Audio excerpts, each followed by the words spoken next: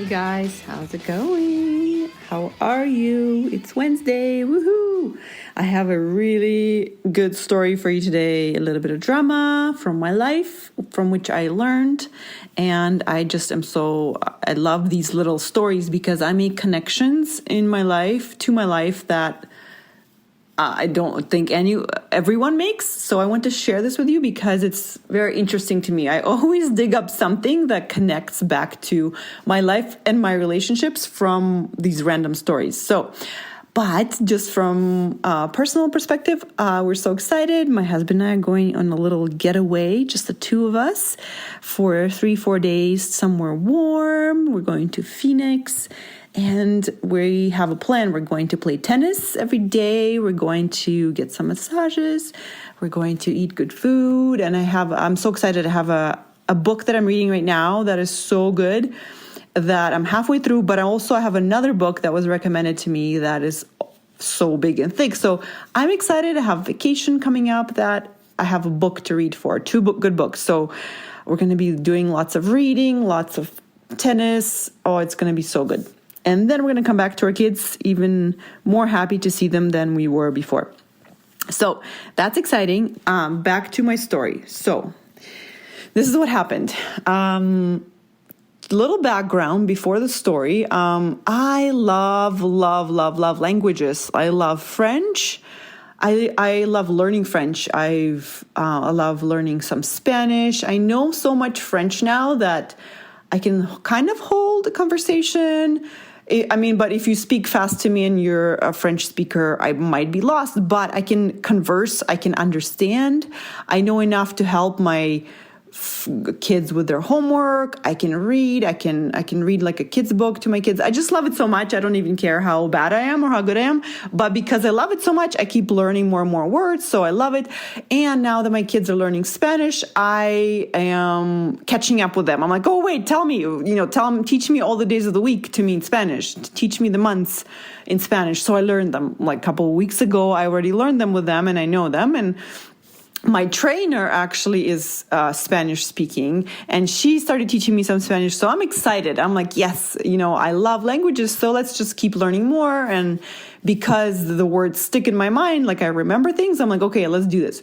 So this is the background for, I remembered all of a sudden that there was this course, French course and Spanish course that I listened to on CDs years ago that I learned from. And I remembered about it and I thought, okay, awesome. I'm going to get some CDs or something to learn Spanish in my car. And I'm going to start learning it more. And so I got really excited about buying those CDs.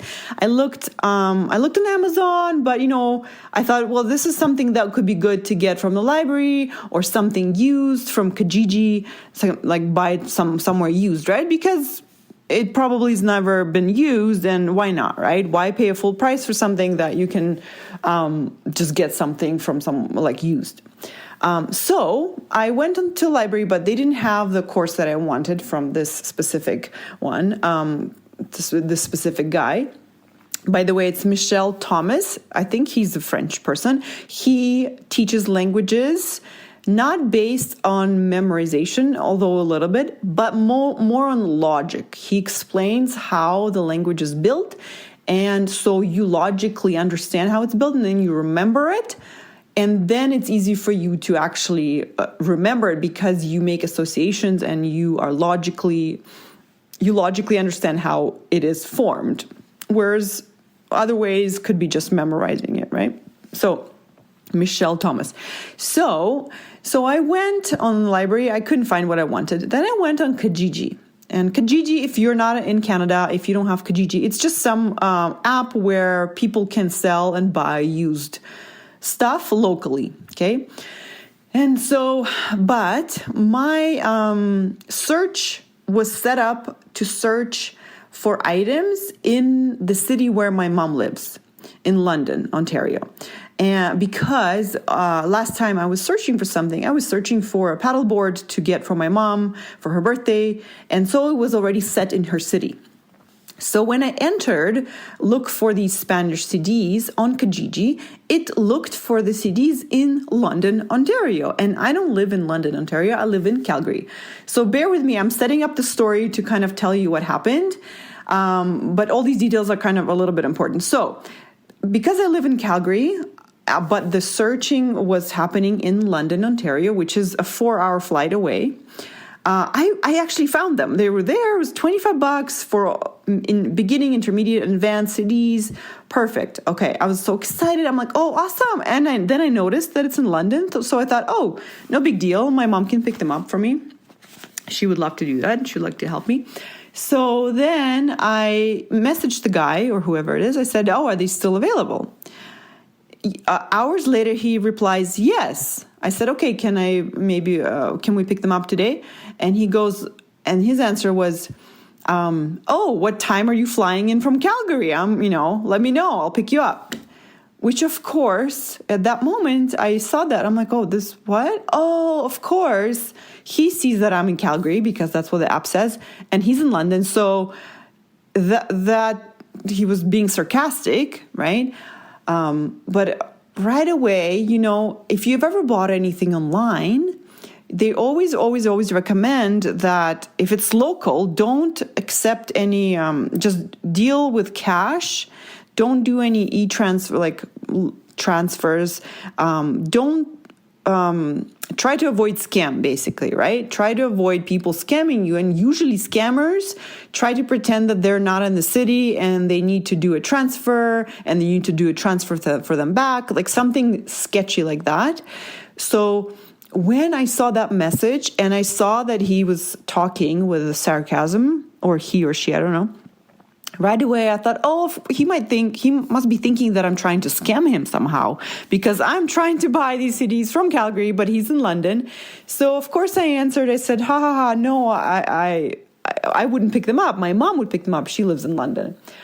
But, of course, because he doesn't know me and I'm a stranger, right, trying to tell him this story about how my mom, which is usually how the scams start. Scams, I've received a couple of these inquiries where the person tries to tell you the story about some family member or them being far away or someone sick or there's some story. There's always some story to it. So, of course, I would be also cautious as well. So, of course, as this person is seeing my story that I'm in Calgary and my mom would pick it up, they're, of course, suspicious. So this comes to an end pretty quickly because he says, okay, I can meet her, sure. He sends me an address, and the address, so that when I click on it, is in the middle of nowhere in some forest in the north of Canada. And I say this address is not proper address. And his tone, he starts saying, oh, well, your address is not proper in Calgary. And it gets out of hand pretty quickly. And at that point, when things didn't go well, right, I said, thank you, I'm no longer interested. Because I just didn't want to continue with the person who is already a bit jaded and is not trusting me and is not speaking nicely. They're being sarcastic. So I just put it to an end, and that was the end. So I said, thank you, I'm no longer interested. And then she writes back something along the lines of you've been an administrative nightmare. I'm so happy I made you cease and desist, made you stop messaging me. Kind of like the message was kind of like, oh, I'm so happy I busted you and I stopped you from trying to scam me. But on my end, I'm a real person and I received this message and I felt sad and disappointed and hurt. I'm like, I'm just trying to get these CDs. I'm so excited about my Spanish. I didn't mean to scam you. I mean, I understand how it might look like that to you, stranger, right? But I felt all these feelings, right? And I didn't respond to it. That was the end of the conversation. I'm happy that I stopped that communication, but I felt upset, right? I cried a little bit. I was like, this is not fair, right? I really tried to process my emotion. I tried to not to shove it down. I was like, okay, I am upset. I am disappointed. I'm going to process my emotion. This was just yesterday, by the way. And, I was feeling all these emotions, but always, always, always in my life, I always ask myself after, like, why does this happen to me, right? I'm sure you do too.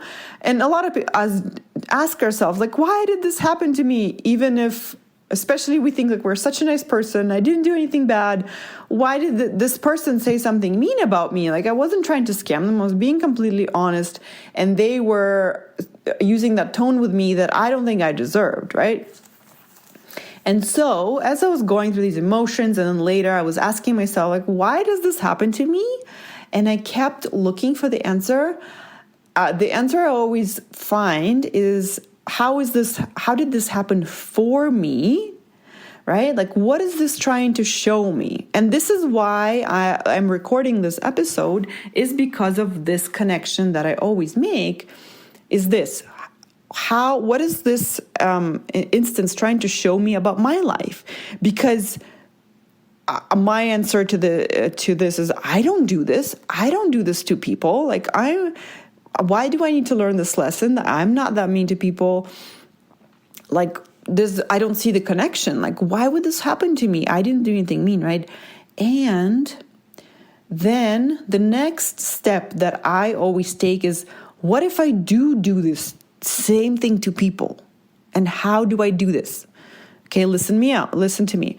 Listen me out. So I might not do this exactly what he did. I might not try do what he said. But what actually happened? What happened was, some things were said, but this person, the other person on the other end, assumed that I had bad intentions. Right? And so they treated me in a way that, as if I had bad intentions, as if I was trying to scam them. They used sarcasm. They sent me the wrong address. Like, they were just being kind of hostile, right? Aggressive, hostile, mean, angry, whatever. How would you call it? And so, I think, okay, what did they do? They assumed that I had bad intentions, and they treated me in such a manner. Okay, where do I do that in my life? And do I do that? And of course I do that. I do that already in my life. And I don't do that knowingly, because I think I'm right? For example, this morning, and I do that with my kids, right? Because I assume, right? As people, we always assume something, and we assume that we're right. We're like, no, I know this is what was going to happen. I assume that you had this intention, or assume that you had that intention, right? And so this morning, for example, we were going to school, and I had all my boys getting dressed, and some boys were fighting, and I looked at my oldest boy and I said to him, don't parent them. This is kind of, stay out of their business.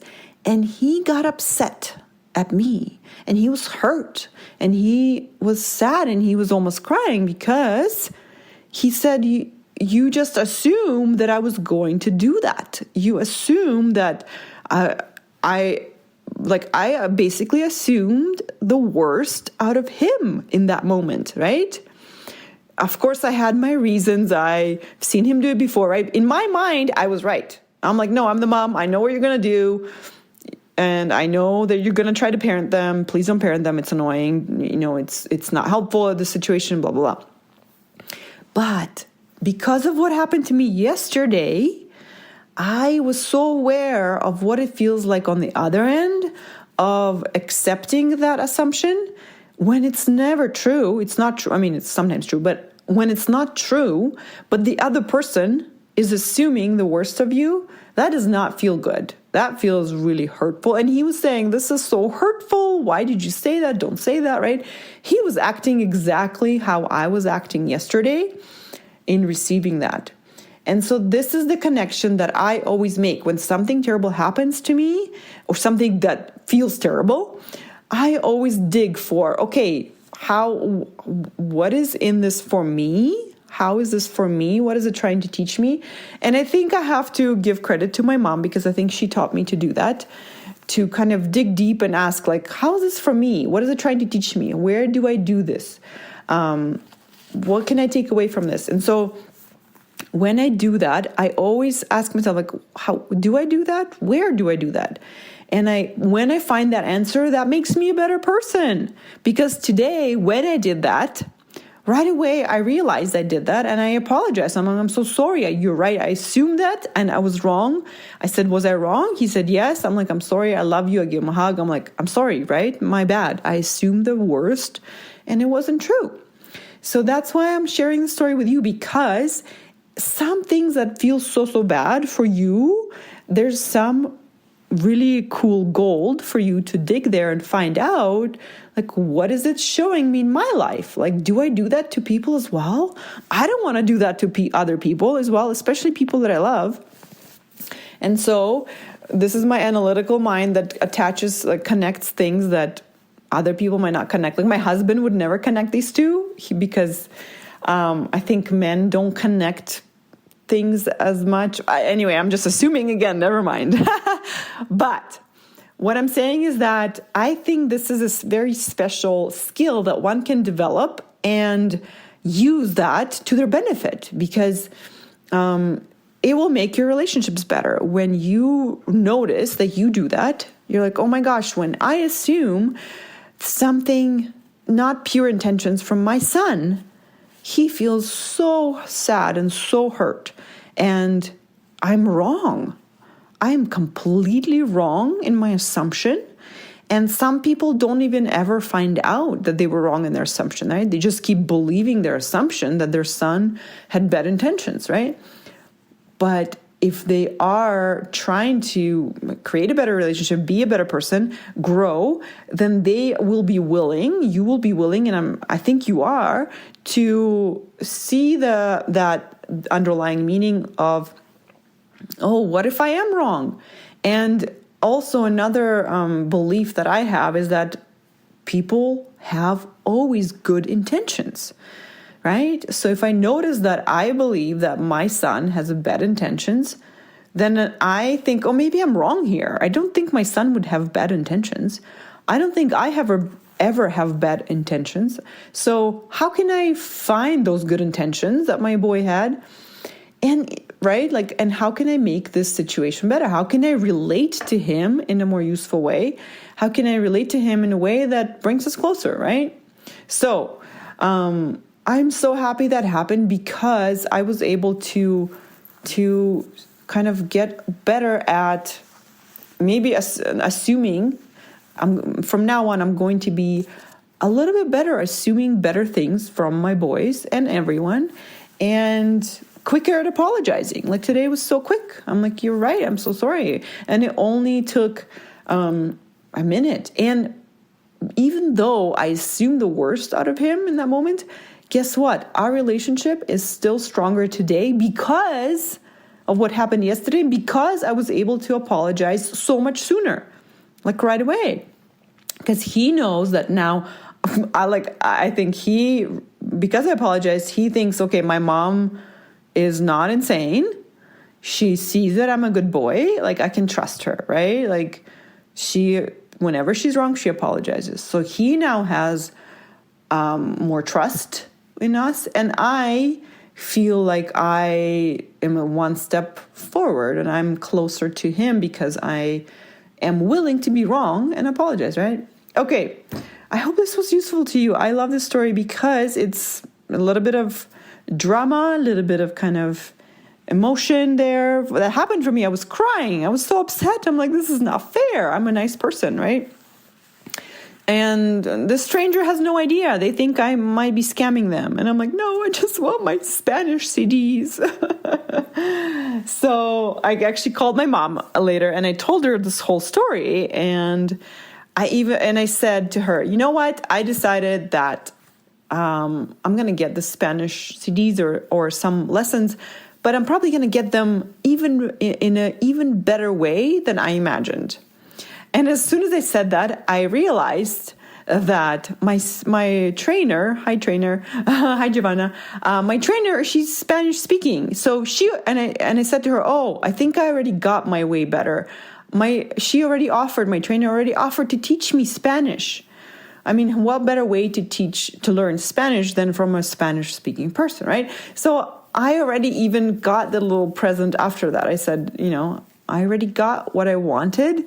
And it's in an even better way than I could have ever imagined, right? And that's the other thing I hope you guys are taking away from me is things will happen. What you want will happen in even better way than you could have ever imagined. But you have to believe it first for you to then see that it's true, okay? And if you need any help with your relationship with your son, if you're fighting with him, if you're worried, or if you simply feel guilty over how you raised him and you are afraid to reach out to him, anything with your older son, your little boy, your toddler, your teenager, this is what I'm here for. I'm here to help you connect with your boy because you love him so much. And why waste any more time feeling terrible? You love him. So let's get you feeling good, connected, and stop fighting with him and just enjoying the boy that you have, okay?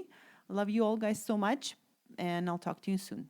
Oh, wait. So before, I forgot to tell you. So for you to work with me, you can simply go to my website, www.coachingnatalia.com, and go to sign up for a free session. You just pick a time that works for you, and I will talk to you. You can tell me all the things that worry you, and I can tell you if I can help you. Okay, guys? This is what I'm here for. You don't have to struggle anymore. You can just put an end to that and feel completely done with that struggle and never fight with him again, okay? All right, now finally, bye. Bye-bye.